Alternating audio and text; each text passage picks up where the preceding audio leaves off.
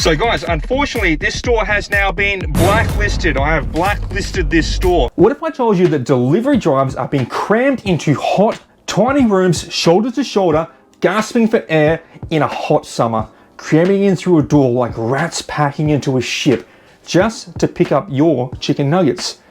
Now, some of you already knowing where I'm going to go with this, you're nodding your head. Oh, yep, I know where this video is going. And others are going to be lucky that they haven't had to go through this yet. But it's coming, just like the inevitable tides of time running against us. I was out filming my ride-along series, The Road to Thailand. By the way, guys, a really good series. There's a playlist on my page where I did Doordash and Uber Eats to get across to a holiday in Thailand. Check it out, of course. What are you plugging? I don't even know what you're here talking about. You're talking about No, I'm here talking about two years ago. And but one of the nights in that series, I was sent well out of my regular area, and I got an order through from a McDonald's, which is the only one in my region that has a delivery driver entrance and waiting room. So let's talk about delivery driver waiting rooms at fast food restaurants. I call them McPrisons, KFCells, Hungry Jails, and Guzmani guardhouses. For the uninitiated, the large fast food corporations are always looking for ways to improve operations and efficiency. As history has shown, these changes frequently come at the expense of the minimum wage worker. This time around though, instead of the fast food corporations racking up their own employees for torture like Theon Greyjoy, they are now directing their attention across to delivery drivers, calling us reek and putting us in the dungeon.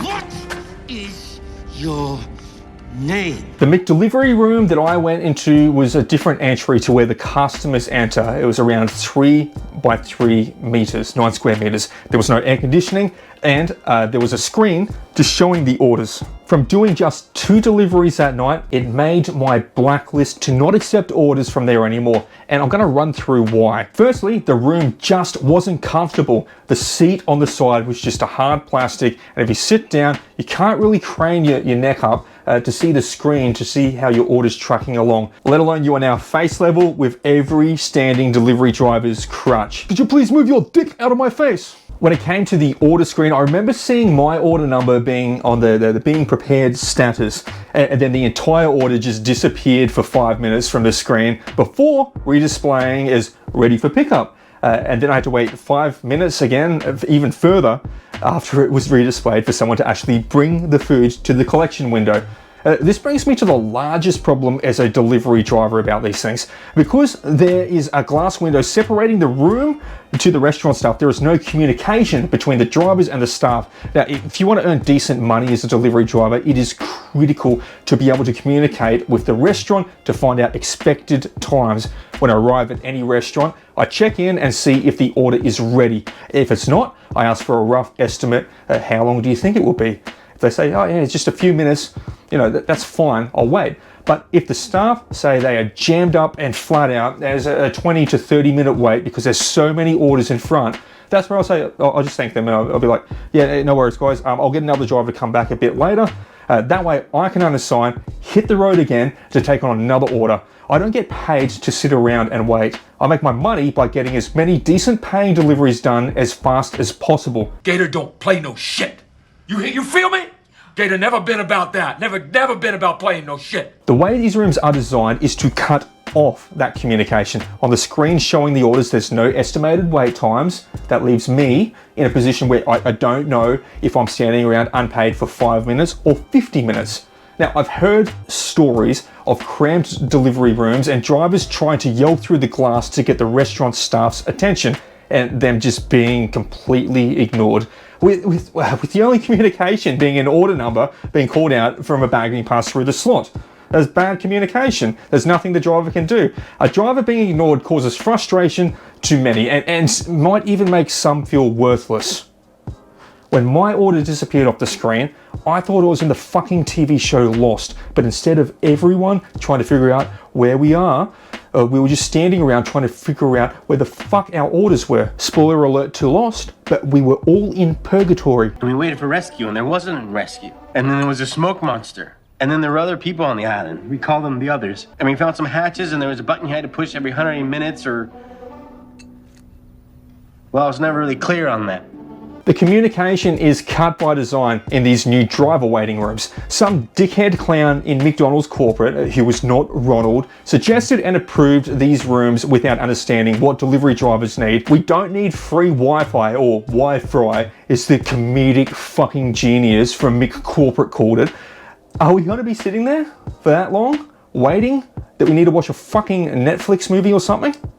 What's so bad about just a dedicated line or a check-in area for drivers in the foyer with the other customers? Are we that disgusting to you? Are we that much of an eyesore to your customers that we need our separate entrance and room so we are literally out of sight and out of mind? And McDonald's is willing to have some guy on meth walking around the lobby with no shirt on trying to pick a fight with a Ronald McDonald statue, but they're not willing to have a quiet delivery driver standing around with a bag to the side of the counter. Just to show the gravity of how seriously McDonald's is taking segregating drivers from their customers, McDonald's UK is investing £250 million over the next 4 years for their program called, get this, the convenience of the future. I'm sorry, I didn't know me, a delivery driver, standing around some customers in the air conditioning was an inconvenience to your McFuture.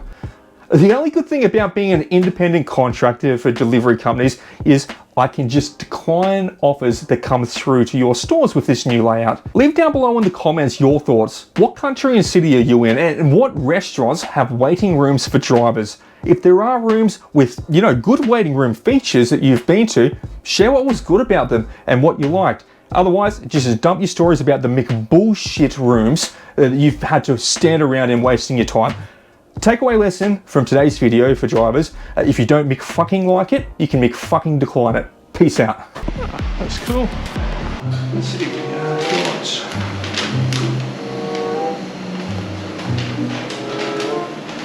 Is that 107 being backed up or? 659. 659, no, we got 10 ending in 107. All good. Okay, just some PowerPoints, that's cool. What else they got? I wonder how many drivers you can fit in here. Probably like 4, 5 drivers. I don't know. My order's gone. It was there, now it's not there. Bro, this is like a cramped little space. This sucks. How many drivers have to stand around here waiting? I feel like I'm in lockup at like a police station or something like that. Any luck with yours up there? Yes. Yeah. Oh, this waiting room, does it get like really cramped with people or? Imagine summer in there, bro. Drivers just be sweating out. I've got like a thin layer of sweat over me. The other drivers were just not amused at all, and the staff were not amused at all.